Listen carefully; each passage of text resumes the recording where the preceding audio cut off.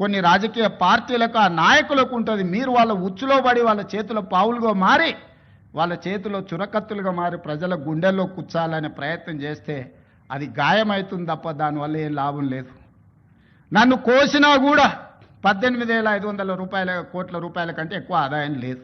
ఏం చేస్తారా నన్ను చెప్పురు ఉద్యోగ సంఘాల నాయకులను అడుగుతున్నా, ఏం చేస్తారు? నన్ను కోసుకుంటే తింటారా? వండుకొని తింటారా? ఏం చేస్తారు? లేదు, ఉన్నదే 18,500 కోట్లు. ఎట్లా వంచుదామో చెప్పండి. ఏది ఆపమంటారో చెప్పండి. వృద్ధాప్య పెన్షన్లు ఆపమంటారా? ఉచిత కరెంట్ ఆపమంటారా?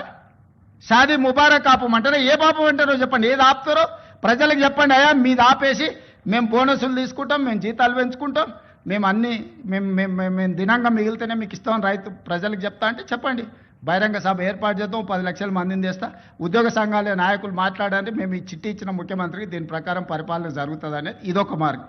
లేదంటే 100 రూపాయలు ఉన్న పెట్రోల్ 200 చేద్దామా చెప్పురి. 30 రూపాయలకి ఇచ్చే బియ్యాన్ని 60 రూపాయలు చేద్దామా చెప్పురి.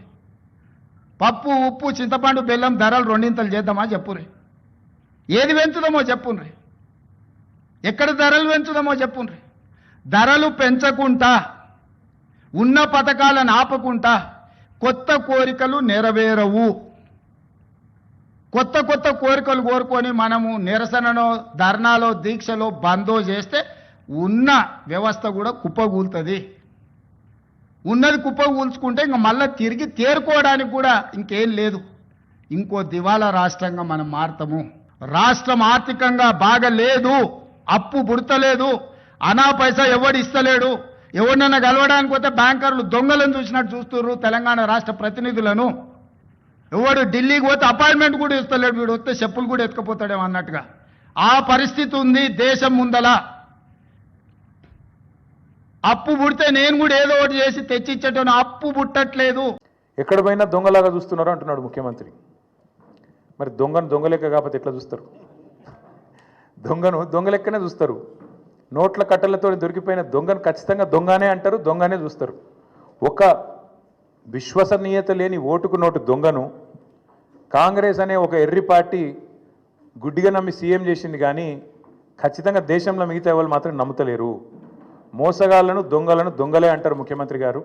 ఖచ్చితంగా అది ఈరోజు కాదు, చివరి రోజు దాకా కూడా నీ పరిస్థితి అదే ఉంటుంది, యాద పెట్టుకోని చెప్తున్నా.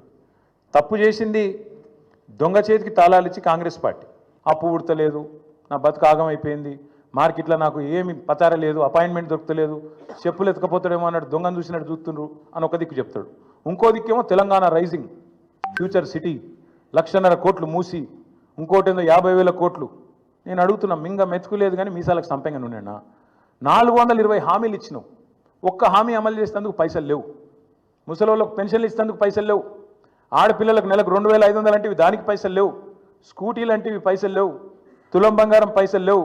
రైతు బంధుకు పైసలు లేవు. దేనికి లేవు, కానీ 1,50,000 కోట్ల సోకులకు మాత్రం ఉన్నాయంట. అందుకే ప్రజలు అడుగుతున్నారు. ఇంకా విచిత్రమైన మాట నిన్న నేను ఎకానమీ క్లాస్లో పోతున్నా, నేను చాలా పద్ధతిగా ఉంటున్నా, 18 గంటలు పని చేస్తున్నా, నన్ను కోసుక తింటరాయింది. కోసుక తింటేందుకు ఏమైనా కోతాబరి మామిడికాయ అయింది నాకు అర్థం కాదు. నన్ను కోసుక తింటారా అర్థం కాని విషయం. విచిత్రమైందండి, 43 సార్లు వేయిండు. ఒక ముఖ్యమంత్రి అంటాడు తుత్తనే పోతాడా? గడ్డపార లెక్క పోడు కదా.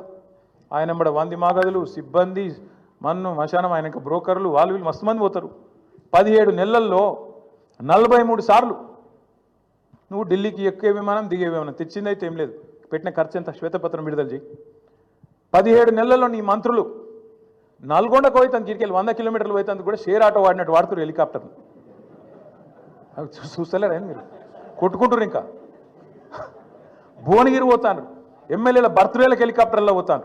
వీళ్ళట చాలా పద్ధతిగా నడుపుతున్నారు. షేర్ ఆటో కంటే అధ్వానంగా వాడుతారు వాస్తవంగా అయితే. హెలికాప్టర్ ఉంటే తప్ప హైదరాబాద్ దాటిపోమంటుండే ఒక్కొక్క మంత్రి. ఈ ఎకానమీ క్లాస్ అంటాడు ముఖ్యమంత్రి. నువ్వు ఎక్కే విమానం దిగే విమానం మేము చూస్తలేమా? అరే ప్రైవేట్ ఫ్లైట్లు, జల్సాలు, 7 విదేశీ యాత్రలు, మీ మంత్రుల హెలికాప్టర్ ట్రిప్పులు విడుదల చేయి, శ్వేతపత్రం విడుదల చేయి. అందుకే అంటున్నాం, అక్కసు వెళ్ళగక్కిన ముఖ్యమంత్రి గారు ప్రభుత్వ ఉద్యోగుల మీద. వాస్తవం ఏంది? ఉద్యోగుల వల్ల దివాలా తీసిందని చెప్పి ఇలా నువ్వు దిక్కుమాల ప్రచారం చేస్తున్నావు.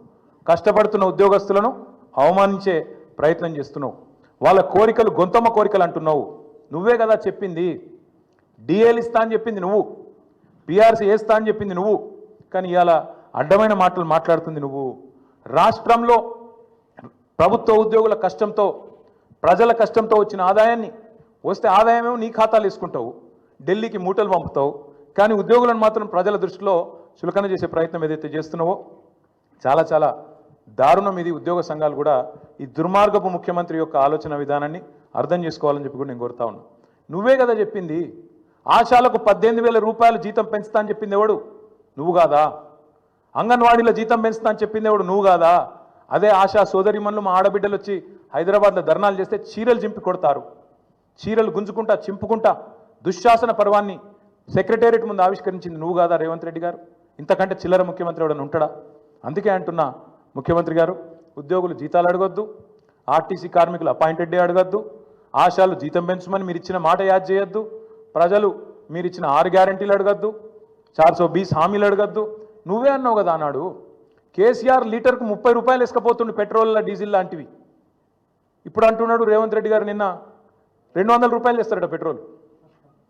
ఇన్నరో లేదో మరి మీరు 200 చేస్తారట ఇప్పుడు. అందుకే నేను అంటున్నా ధరలు పెంచుడు కాదు, బుర్ర పెంచుకో, సంపద పెంచి ఆలోచన చెయ్యి, అంతేగాని అడ్డమైన మాటలు కాదు.